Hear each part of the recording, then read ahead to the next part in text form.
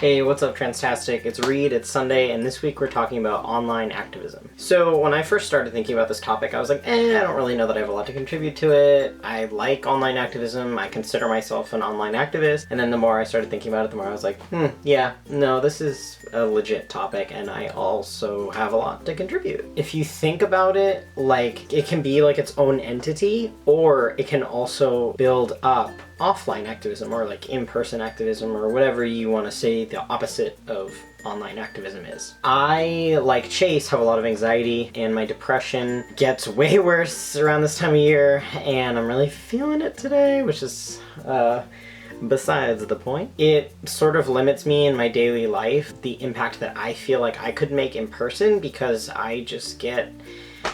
It's hard for me to speak up in person or go out or to go to group events, and so that makes it really hard for me to participate in that kind of activism. So I do it online, and even online sometimes it's hard for me, and it's hard for me to sort of find my own voice, and I tend to get down on myself a lot and just kind of think that I'm uneducated or that other people could make their point better, so I don't really try, and it holds me back a lot, but I'm trying.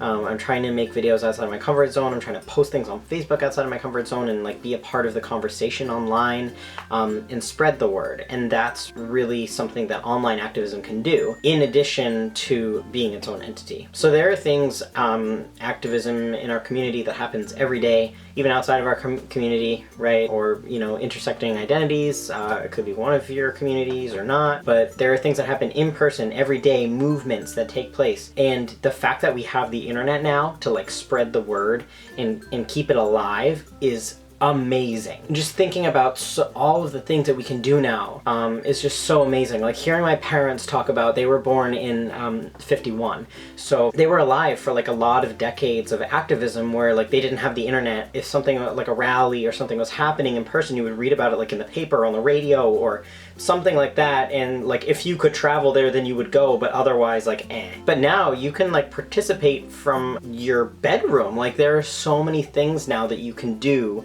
to support a cause, even if you can't, for whatever reason, be there physically contributing to it. So that's something that I think is really cool, and like probably a whole thing that people have written stuff on and all this stuff, but I just think like thinking about that as like a supporting effort to like offline activism, I guess, is just really cool. So yeah, online activism and my anxiety. It's really like my only outlet online for stuff like this, because I don't know, my anxiety is just bad, and my mental health is not a good quality, so I don't know why I'm laughing about it. Maybe that's part of my mental...